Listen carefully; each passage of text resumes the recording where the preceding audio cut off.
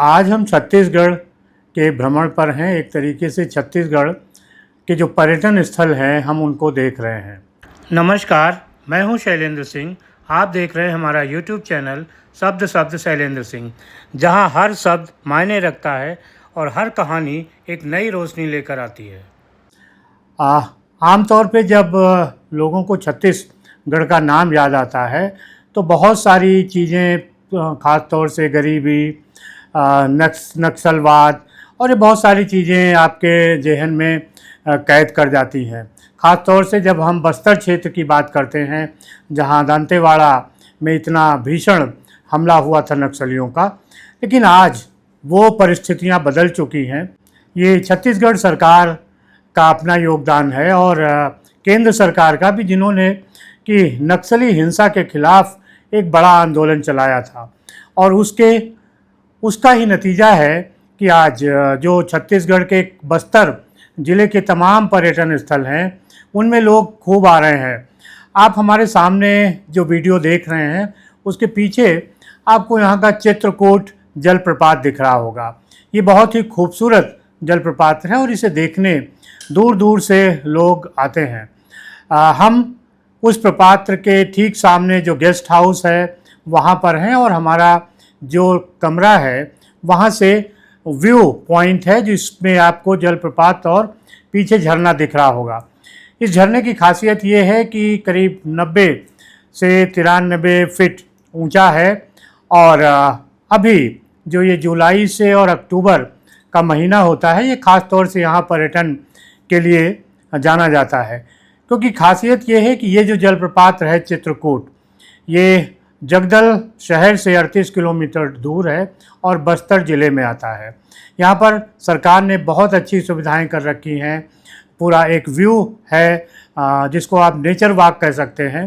साथ में मंदिर है शंकर जी का, वहाँ आप दर्शन कर सकते हैं और सैकड़ों की भीड़ यहाँ रोज़ आती है। तो आप समझ सकते हैं कि जो एक छवि बनी थी नक्सलवाद की छत्तीसगढ़ की, वो टूट चुकी है और लोग बेखौफ यहाँ आ रहे हैं।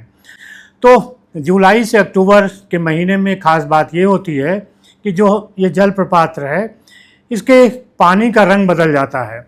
जब हम जून में या गर्मियों में आते हैं तो ये साफ़ और बिल्कुल क्लीन दिखता है, लेकिन अभी आपको ये पानी मटमैला दिख रहा होगा।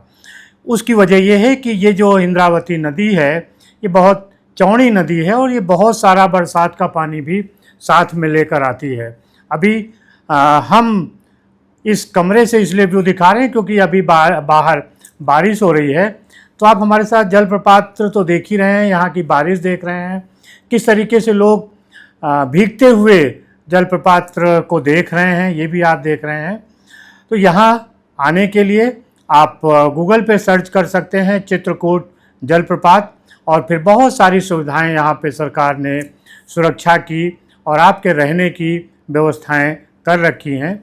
तो अगर आपको भारत का नियाग्रा फॉल देखना है, दरअसल जो चित्रकूट जलप्रपात है इसको भारत का नियाग्रा फॉल कहा जाता है, क्योंकि ये सबसे चौड़ा, भारत का सबसे चौड़ा ये जलप्रपात है और इसकी ऊंचाई जैसे मैंने पहले ही बताई कि 90 फीट के करीब है और उससे भी ऊपर है। तो इस तरीके से एक जो इसकी चौड़ाई है वो भारत की सबसे बड़े झरनों की चौड़ाई है और इसी वजह से इसको भारत का नियाग्रा फॉल कहा जा सकता है। आप स्क्रीन पर थोड़ा क्लोजअप भी इसके शॉट देख रहे होंगे और यहाँ पे एक छोटी मार्केट भी लगती है, खाने का रेस्टोरेंट हैं, होटल हैं रुकने के लिए। कुल मिलाकर आप ये सोच सकते हैं कि अब छत्तीसगढ़ में आप खुले मन से निर्भीक होकर पर्यटन का आनंद ले सकते हैं और इसके लिए छत्तीसगढ़ सरकार और केंद्र सरकार को एक बार बधाई भी दे सकते हैं, क्योंकि उनकी वजह से ही जो एक नक्सलवाद की छवि थी इस बस्तर ज़िले की, जहां दांतेवाड़ा करीब में है और बहुत सारी जो हमारी सुरक्षा एजेंसियां हैं वो किस तरीके से काम कर रही हैं, ये सब देखने का हमें मौका मिला। और आप हमारे ज़रिए तो वीडियो देख ही रहे हैं। उम्मीद करता हूं कि आप खुद भी यहाँ आएंगे और इस पर्यटन स्थल का दर्शन करेंगे। तो ये था चित्रकूट का जलप्रपात। हम छत्तीसगढ़ पर्यटन को से डिस्कवर कर रहे हैं और आपको और भी जगहें धीरे धीरे हम दिखाएंगे अपने इस टूर के दौरान। आज जलप्रपात तक, और बाकी फिर मिलते हैं किसी और जो हमारा पर्यटन स्थल होगा छत्तीसगढ़ का उस पर। बहुत शुक्रिया, आप हमारे साथ बने रहिए, क्योंकि हम आने वाले दिनों में कुछ और पर्यटन स्थलों को भी आपको दिखाएंगे। धन्यवाद।